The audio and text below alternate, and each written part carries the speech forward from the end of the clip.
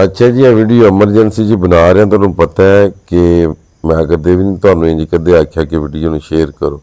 Video नूं share कर दिओ क्योंकि सारे चैनल वाले दस रहे ने कि इंडिया ने सलार डैम के जिहड़े स्पिलवे ने वो खोल दिते ने ते 9 ਤੋਂ 10 ਲੱਖ पानी आने का खतरा है। खास तौर पर जिहड़े भरा दरियावां 'च रहिंदे ने वो अपनी हिफाजत फरमाओ।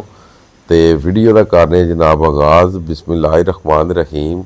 अस्सलामुअलैकुम या अली हक हैदर। उम्मीद करना तुसीं सारे भरा ठीक होवोगे तो अल्लाह ताला तुहानूं सारिआं नूं ठीक रखे जी। लो जी, तरीक हो गई है जी 22/7वां महीना 2026। टाइम रात के 10 वज गए ने। तुहानूं रात 10 बजे की जी रिपोर्ट है देन लगा।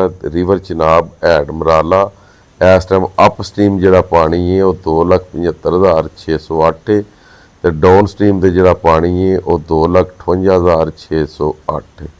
ठीक है। अगर गल तवियां की करिए तो तवी एक तवी विच पानी है 12,462 जी जम्मू तवी है। मनावर तवी विच पानी है 8,372। रिवर चिनाब विच पानी है 2,54,774। ठीक है। तो हैड मराला जिहड़ा पानी तुहाडे तक पहुँचा रहा वो पहुँचा रहा 2,58,608। ठीक हो गया जी। ये रिवर चिनाब हैड मराला की रिपोर्ट है। यही तकरीबन सारिया रिपोर्टां हानकी ते कादराबाद दियां होणियां ने 2-4-5-6 घंटिया बाद, क्योंकि तुहानूं पता है हैड मराला का पानी निकलदा फिर ये जांदा शहबाजपुर ब्रिज।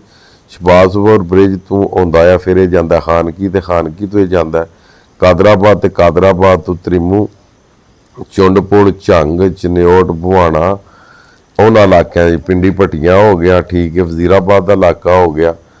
तो जेड़े हैड मराला दे समझ लो बिल्कुल सामने ने ना, बिल्कुल ये टारगेट दे वो समझ लो कुल्लोवाल हो गया, छन्नी बंगला हो गया, उस तो बाद जनाब मेरी खासा माहीवाल हो गया, भखड़े वाली हो गया, नदीर बागड़ियाँ हो गया। ठीक है जी।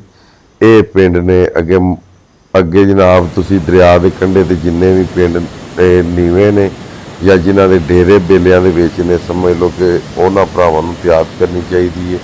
उन्होंने बेलियां च बाहर आ जाना चाहिए। ये ना हो पिछली बार रात में इन्ना पानी आ जाए जिस तरह 20-25 हज़ार पानी अप होंदा है।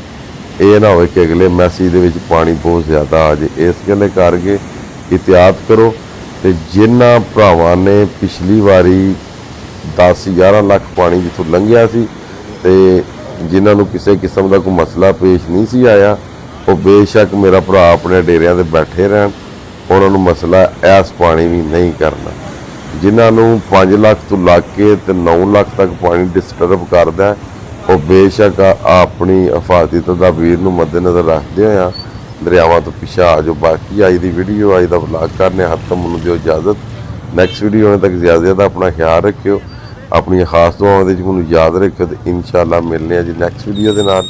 अल्लाह हाफिज़ फ़ी मान अल्लाह जी।